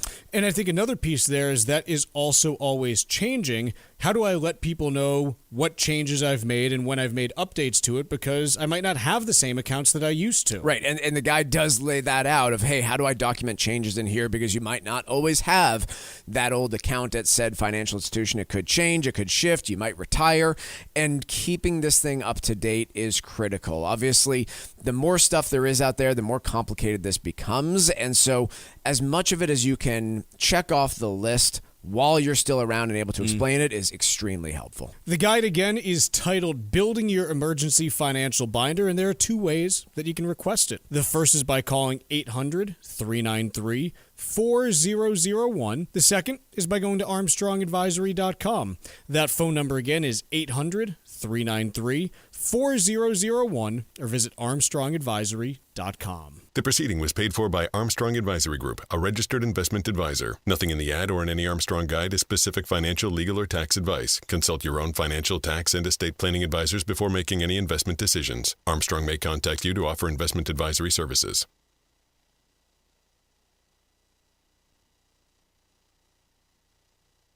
Time now for Wall Street Watch, tracking the stocks, the data, and the headlines driving markets so far today, right here on the Financial Exchange Radio Network. Seeing some volatility out there as markets have staged a strong rebound following an earlier sell-off. Last night, President Trump escalated the conflict with Iran in an address to the nation, indicating over the next 2 to 3 weeks, Iran would be hit extremely hard. Oil surging higher as a result. Right now, the Dow is down only 0.2%, S&P 500 now down only 6 points, and the NASDAQ down about 0.2%. Russell 2000 up about 0.5%. 10-year Treasury yield down 1 basis point at 4.303%, and oil jumping 10% higher, trading around $110 a barrel. More concerns mounting in the private credit space after Blue Owl Capital saw a huge increase in redemption requests in the first quarter, with investors seeking to withdraw roughly $5.4 billion from 2 of its flagship funds. Blue Owl stock is down over 1%. Meanwhile, Tesla reported about 358,000 vehicle deliveries in the first quarter, below street expectations, marking one of the worst sales quarters in years. Tesla stock is taking a 4% hit. Elsewhere, Bed Bath & Beyond has agreed to acquire storage and organization retailer The Container Store for $150 million. Shares in Bed Bath & Beyond down about 5% on that news. And as a reminder, markets will be closed tomorrow in observance of Good Friday. However, we'll still get the March jobs report due out tomorrow morning at 8:30. I'm Tucker Silva, and that is Wall Street Watch. And in the previous segment, we asked you the trivia question: what is the filling in Cadbury cream eggs made from? I'll be fondant. Tina from Springfield, Mass. is our winner today, taking home a Financial Exchange Show t-shirt. Congrats to Tina. We play trivia every day here on the Financial Exchange. See complete contest rules at financialexchangeshow.com. Interesting piece in the Wall Street Journal. There's a piece about 529 plans, otherwise known as college savings plans. And those college savings plans have changed a fair bit over the last few years, which I think is worth mentioning. But this guy they interview, who is very well informed about retirement and tax advice and all the above. He's the head of retirement research for Prudential Financial, and doesn't save any of his money into 529 plans in spite of the fact that he's got 3-4 kids, a bunch of kids that are growing. And he makes some interesting points, but his main conclusion is that the college savings plan in his mind was too restrictive for his own circumstances, and so he doesn't use it. Now, his circumstances are probably different than the average person. He and his wife, when they finished graduate school, were faced with $400,000 of combined student loans.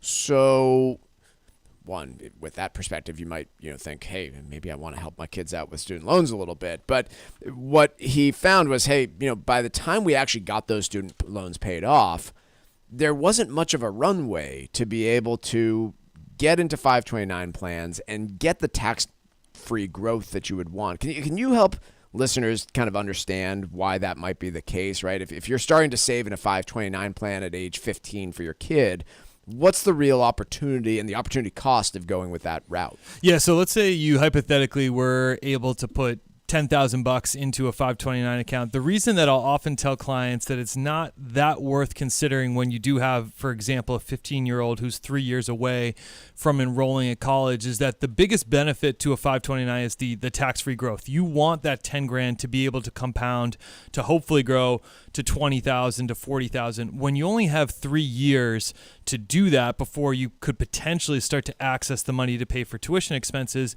you can't anticipate that you will receive that amount of growth. So all of a sudden, that 10 grand growing to $12,000, let's say over that 3-year period, and even that's a pretty good rate of return, that $2 grand being tax-free to you is not nearly as great of a benefit as it is for funding a 529 for my daughter who's a year old and she has 17 years to let it grow on a compound basis. I bring this up too, right? If your 10,000 instead turns to 8,000, you can't claim a loss on those funds within a 529 plan, whereas you can in an investment account. What's interesting is then they go to talk about his twin brother, who, just so you have a frame of reference of how these people are not like you and I, he's put nearly $700,000 into 529 plans for his 3 young children, and his brother doesn't really think he's wrong about it. Like, it just is a differing circumstance.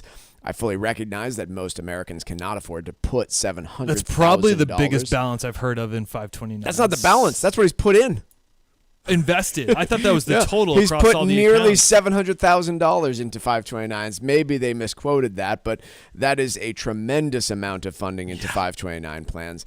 Ultimately, what you can understand this all comes down to is how you prioritize funding for your own retirement versus funding for your kids' college plans or your kids' future. And oftentimes we are faced with those decisions of, hey, how much should I be putting into this versus some other goal? Or maybe it's for my grandkids. Hey, how do I prioritize the best way to fund my grandchildren's future in other cases like that? What you need to know about college savings plans is they are somewhat restrictive, but those restrictions have dropped dramatically over the course of the last 10 years. The college savings plans can now be used for pre-college tuition. They can be used for things other than tuition that are associated with costs of attending school. If funds are not used, they can, in some cases, be converted into Roth IRAs for the same beneficiary. There are a lot of ins and outs of this, but fundamentally what a lot of families face is how much of our kids' college are we committing to pay for, and what is the best way to fund that based on where we are in life? And as you're seeing from this Wall Street Journal piece, there is no right blanket answer for all families. It is, heavily dependent on where you are in life, how old your kids are, and what your ultimate goals are. But it is such a common question that I'm sure you face as much as I do, Paul, with clients with young kids. How do I prioritize my own retirement versus making sure that my kids don't have to graduate and pay off hundreds of thousands of dollars worth of student loans?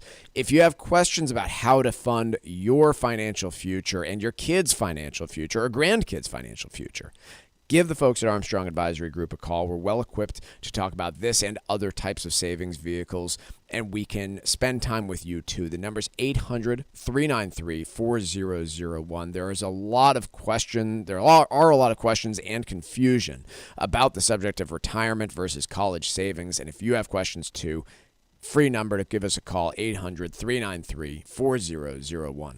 The proceeding was paid for by Armstrong Advisory Group, a registered investment advisor. Nothing in the ad or in any Armstrong guide is specific financial, legal, or tax advice. Consult your own financial, tax, and estate planning advisors before making any investment decisions. Armstrong may contact you to offer investment advisory services. Extreme volatility in the mortgage market is causing some consternation among applicants and some concern about what to do next.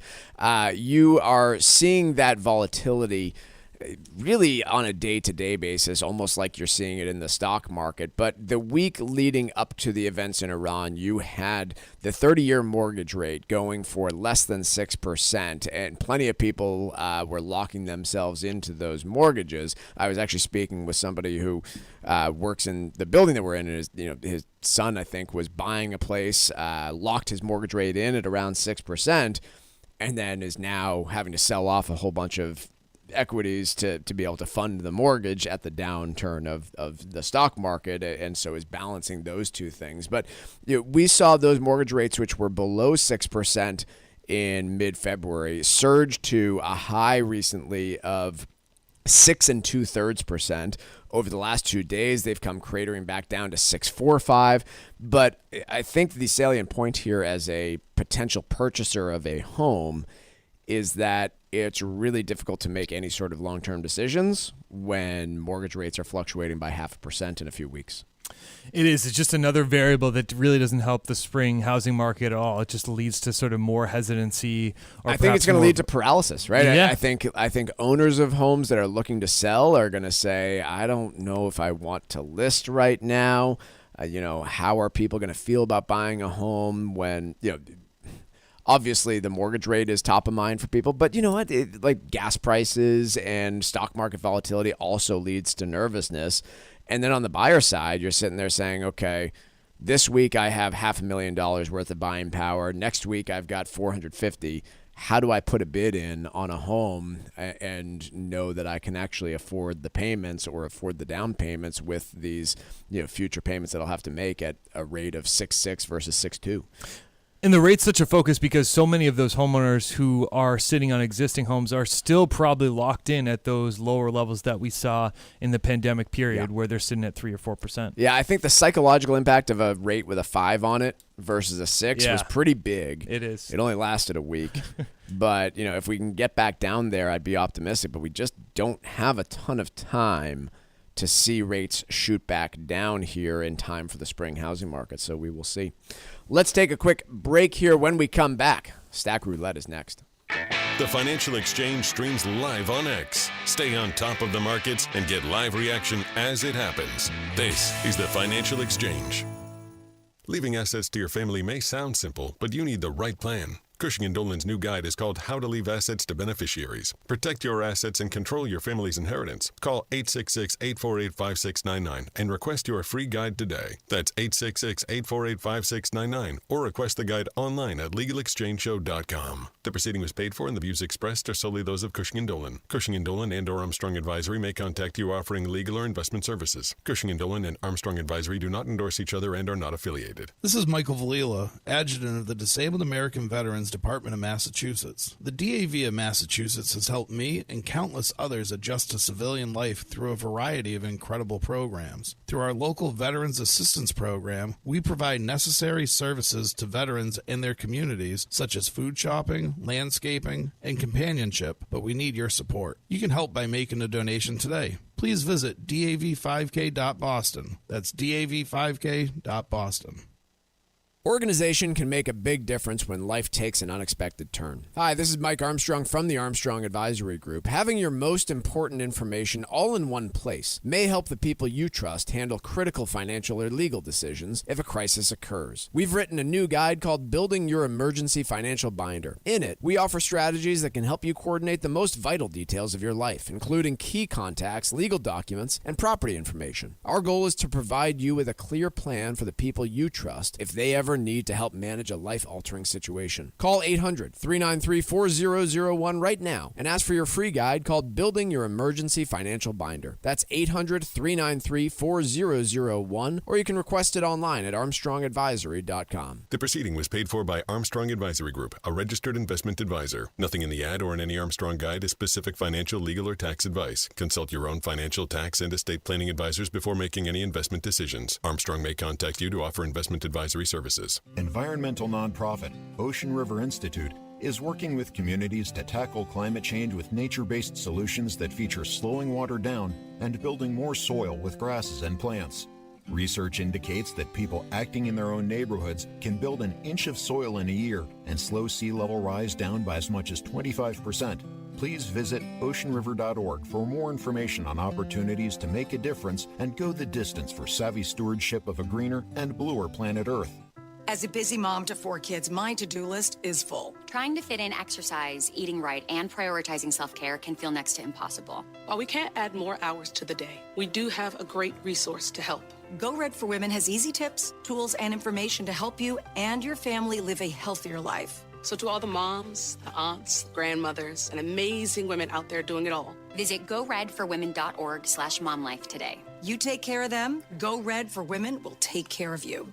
When it comes to estate planning, many families focus on taxes, but understanding how your family will receive the assets you leave behind is just as important. Cushing & Dolan are experts in elder law and have a new guide out called How to Leave Assets to Beneficiaries. The guide explains decisions that may be problematic, such as adding a child as a joint donor on a real estate property, which could expose your assets to creditors or a possible divorce. You'll also learn how trusts can be used to help protect your assets and control when your beneficiaries receive their inheritance. Call 866-848-5699 right now and ask for your free guide called How to Leave Assets to Beneficiaries. That's 866-848-5699. Or request the guide online by visiting LegalExchangeShow.com. That's LegalExchangeShow.com. The proceeding was paid for and the views expressed are solely those of Cushing & Dolan. Cushing & Dolan and or Armstrong Advisory may contact you offering legal or investment services. Cushing & Dolan and Armstrong Advisory do not endorse each other and are not affiliated.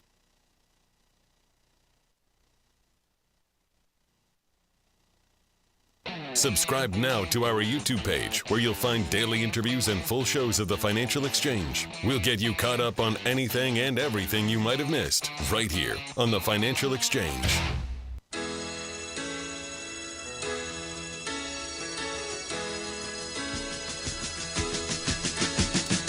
Hey, if you got questions about markets, business, the economy, I don't know, life, well, it's you can submit your question to our Money Matters mailbag for the guys. All you have to do to leave a message is leave a voicemail at 339-399-4333. Once again, that number is 339-399-4333. Or you can email your question over to tfeshow@gmail.com, and we may use it on the show. Time for a bit of stack roulette here, Paul. What do you have for us this morning? Robot taxis stop traffic in Chinese city, stranding travelers. So there is this program, Apollo Go, which is self-driving cars that is run by Baidu, that recently had hundreds of cars stopping in moving traffic on Tuesday evening in Wuhan, China, stranding passengers and blocking other vehicles. And it just brings up the whole conversation regarding autonomous vehicles, which, to be clear for our listeners here, we have them in the United States too through Waymo, and Mike's been in one. It's Phoenix. Play stupid games, win stupid prizes, folks. It's Phoenix, Austin, San Fran, LA. That I believe that Waymo is in maybe another state, city that I they're saw one in branching out Boston to. the other day. I was driving down because they're testing out. They're testing mapping out, in yeah. Boston, and so there was somebody driving the Waymo, but it was very clearly a Waymo vehicle vehicle with the giant cameras on top of it. Yeah, there will be these types of disruptions if we're going to try and make autonomous vehicles drive people It's around funny, like taxis. my wife and I were out to dinner, and I just brought this up sort of casually. I just said, our kids, maybe they won't need to really drive as much because they're 3-4 years old. And I said, there's already driverless cars out there. And she was like, what are you talking about? There are driverless cars out there. I'm like, yeah, like there's a company that has autonomous vehicles that are just driving people around. She's like, well, that's not safe. I don't know if I get in that. The whole thing started spiraling out. I'd like to give it a try is my short response to it. But I don't know if I'd suit up for, and to be clear, they can't do this yet, like a cross-country drive. Yeah, I mean, right now, if you go get in one, you can get one at the Phoenix Sky Harbor Airport, and it can take you places, but it can't go on the highway. Yeah. It's very, very cautious in terms of its driving, and it is pretty cool. But like I said, it does stupid things. Like I was getting picked up at a hotel once using one, and it decided to drive down the so it was a big hotel with a conference center. There's a conference going on, and so there's like a back alleyway where they load and unload all the stuff for the conference, like all of the giant stages and everything, and there were a bunch of people unloading it all, and it decided to drive down that alleyway and was navigating through people like carrying parts of a stage to dumb old me, like, okay, here I go into my driverless car. And so, yeah, they do stupid things sometimes because they are robots that don't know that they shouldn't drive down an alleyway. On a smaller scale, did you guys see the delivery robot going down the sidewalk in, I want to say it was Chicago? But that thing must have gotten robbed. It crashed. What through, part of Chicago? No, it crashed through the glass, right? Yeah. It went right through How the glass. fast was this thing moving? Not that fast. It went right through the glass of a bus stand. Yeah, the video's out there, and the glass just shatters all over the sidewalk. Oh gosh, those are the kind of robot stops. stories that I need. Yeah. Look it up. Yeah, that's awesome. I'll have to take a look at that one. I want to go back to talking about old people. So can we all agree that if you're over the age of 80, we can call you old people without anybody getting offended? I think that's fair, yeah. That's fair. If you feel otherwise, feel free to text the show with your anger at 617-362-1385. Call the show then, I guess. I had to take another shot. In 2025... according to the Brookings Institute, there were 14.7 million people over the age of 80 here in the United States. The same institute estimates that by 2045, there will be 29.4 million Americans over the age of 80. We are going to double the 80-plus population in the United States over the course of the next 20 years. I think I'm going to quit and go get a nursing degree, guys. I feel like the wheels are turning on that. You've been sitting on this for the second half of the show. Yeah. Like you're ready to start a new business. I think I might be. And the business is just me spending the next 3 years getting a nursing degree, because how are we possibly going to care for a doubling of the population of people over the age of 80? Robots. I don't think so. Maybe. Yeah, totally. That's happening. Maybe. Humanoid robots. We are so far away from it right now. It's far. Far away. I think it's closer than anything. But. Yeah, we will see, because I will tell 5 you years. this, that if this happens over the next 20 years and we don't, you have one of two solutions, either robotics or a massive influx of migrant labor to care for older people in this country. If you don't get one of those two things, the monthly cost of one of those nursing homes, I don't know. Like, if the population is going to double, the cost is going to nearly double. Or just parents moving back in. Some sort of formula here is not going to work. It's going to break down here, because the flood of baby boomers, I think the first ones just started turning 80 this year, or maybe last year. And our infrastructure is not set up to deal with that right now, and so there will have to be some interesting solutions that come out there. I've heard everything from, allow care providers to live rent-free in people's homes to just different types of care scenarios, but the amount of health care needed to keep people over the age of 80 healthy and independent is expensive, and we are not set up to handle in this country right now with the demographic shift that's going on. I think you're going to see a big increase in multi-generational living too. Yeah, you'd have to. You'd probably have to if you're going to go this route. I mean, you'd put your parents up, right? What's that? You put them up, your parents? Oh, yeah. I told them the second they start to go, it's right to the nursing home. Yeah, like the moment I detect, like, you forgot my birthday this year. I think we might need to check you guys in. But have they called you yet today? Happy birthday, yeah, Mike. happy birthday. Hey, thank you.